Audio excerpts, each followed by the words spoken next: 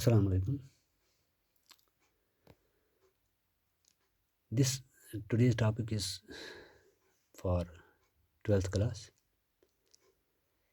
12th class botany के लिए है।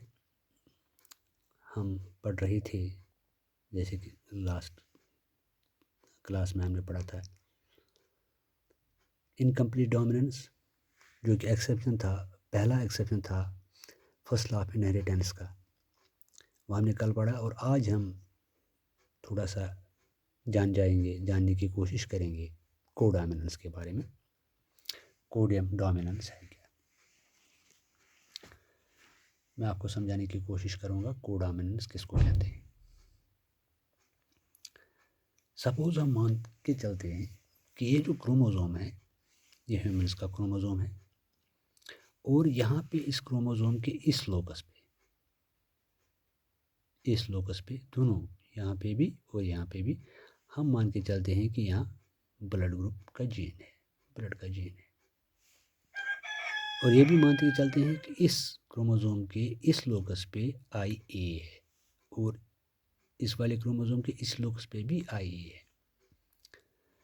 तो जो इसका RBC बनेगा, जो इसका RBC होगा, उसके अंदर A एंटीजन की भरमार होगी, यानी कि ये ब्लड ग्रुप A बनाएगा। इसी तरह से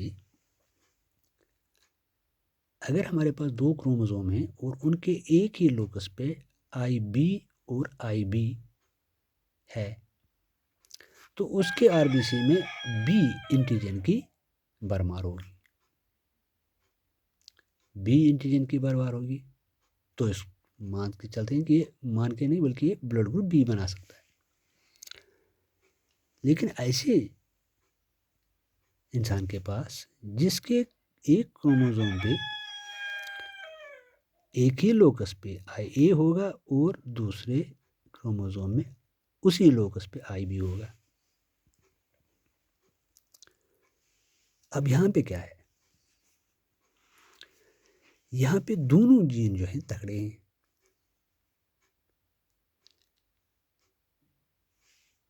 A भी अपना असर दिखा सकता है और B भी अपना असर दिखा सकता है।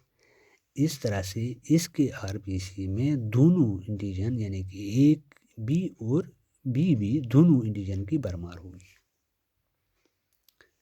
यानी कि न A B को डोमिनेट कर पाएगा और न B A को डोमिनेट कर पाएगा, दोनों की प्रेजेंस होगी। तो इस सूरत को हम कहते हैं कोडोमिनेंस। यही है कोडोमिनेंस, जहाँ पे एक जीन दूसरे जीन को या एक फैक्टर दूसरे फैक्टर को डोमिनेट ही नहीं कर पाता, दोनों बराबर एक्सप्रेस हो रहे हैं। तो ऐसी सूरत को हम कहेंगे कोडोमिनेंस। समझ में आ गई बात, यानी कि both IA and IB expressing fully, they are fully expressing.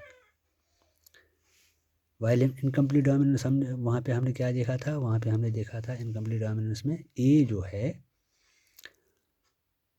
वहाँ पे वो तो प्रोटीन बना रहा था, लेकिन वो फुली B को डोमिनेट नहीं कर पा रहा था, इसलिए हम उसको कह रहे थे इनकम्प्लीट डोमिनेंस। डोमिनेंस तो था वहाँ पे, लेकिन इनकम्प्लीट था, पूरी तरह से डोमिनेट नहीं कर पा रहा था। लेकिन जहाँ तक यहाँ का ताल्लुक है, यहाँ एक दूसरे को डोमिनेट कर ही नहीं पाते हैं, बल्कि दोनों एक्सप्रेसफुली करते हैं, A भी करता है और B भी करता है।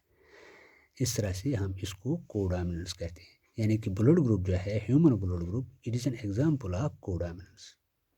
Human blood group is an example of codominance. अगर हम कोडोमिनेंस की अब डेफिनेशन बताने की कोशिश करेंगे तो डेफिनेशन क्या होगी, when both alleles express fully it is codominance. जब बोथ एलील्स, यानी कि यहाँ पे जो हमने लिखा A और B, दे एक्सप्रेस फुली, इसी को हम कोडोमिनेंस कहते हैं। अब इससे आगे मैं एक और चीज़ आपको समझाने की कोशिश करूँगा, that is multiple alleles. Multiple alleles क्या है, चलिए यहाँ तक हमने देखा A और B, पहले देखा हमने AA, फिर BB, फिर AB। ये भी सूरत हो सकती है कि दो क्रोमोसोम जो हैं उनमें एक लोकस पे IA होगा और उसी लोकस पे दूसरे क्रोमोसोम में आई होगा। तो यहाँ पे को डोमिनेंस तो नहीं होगी, क्योंकि यहाँ पे ए आई को डोमिनेट करेगा, और जो इसका आरबीसी होगा उसमें ए एंटीजन की भरमार होगी और ये ब्लड ग्रुप जो है ए बनेगा। को डोमिनेंस में कौन सा ब्लड ग्रुप बनता है? A B. तो एक और सूरत पैदा होती है जहाँ दोनों क्रोमोसोम के एक लोकस पे, सेम लोकस पे आई आई और आई आई, ये तो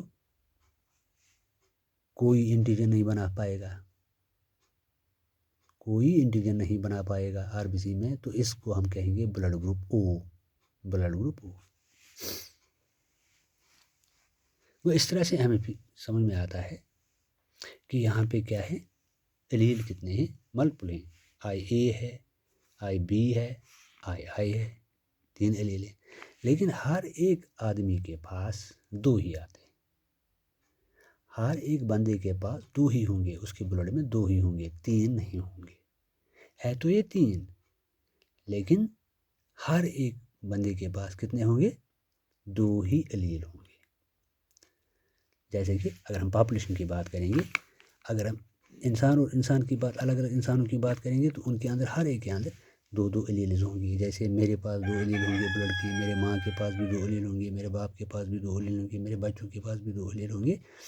लेकिन अगर मैं पॉपुलेशन की बात करूँगा, मेरा ब्लड ग्रुप एक हो सकता है, मेरे बाप का ब्लड ग्रुप दूसरा हो सकता है, मेरी माँ का ब्लड ग्रुप अलग हो सकता है, यानी कि बच्चों का ब्लड ग्रुप अलग हो सकता है।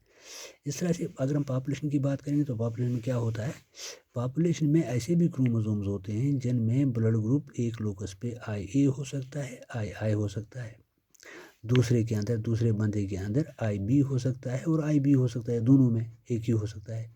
तीसरा भी बंदा हमें मिल सकता है जिसके अंदर आई और आई हो सकता है, यानी कि 3 एलील, 3 तरह के ब्लड ग्रुप बन सकते हैं। वो पर्सन नंबर 1 जिसके पास आई ए और आई है, पर्सन नंबर 2 जिसके पास आई बी और आई बी है, पर्सन नंबर 3 जिसके पास आई और आई है। ये अलग है, ये भी अलग है, ये भी अलग है। तो इस तरह से इसको हम कहते हैं मल्टीपल एलील। मल्टीपल एलील यानी कि मल्टीपल एलील को अगर हम डिफाइन करेंगे तो क्या डिफाइन किस तरह से करेंगे? More than 2 alleles of A gene in A population but not in an individual. More than 2 alleles of A gene in A population but not in an individual. एक पॉपुलेशन में 2 से ज़्यादा जीन्स का मौजूद होना, लेकिन एक इंडिविजुअल में नहीं, पॉपुलेशन में, इंडिविजुअल में नहीं। So this completes your codominance. Tomorrow we will be discussing about inheritance of 2 genes. तो पहले हमने किया था inheritance of 1 gene, अब हम आ जाएंगे inheritance of 2 genes, और उसके साथ ही फिर डिस्कस करेंगे law of independent assortment.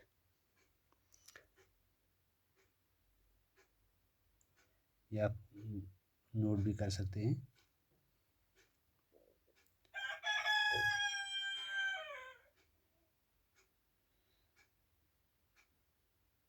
Multiple allele अलग है और कोडोमिनेंस अलग है। ये 2 टॉपिक हैं, एक यू है एक यू है, ये है, इसको आप नोट करेंगे। थैंक यू स्टूडेंट्स, अस्सलाम वालेकुम।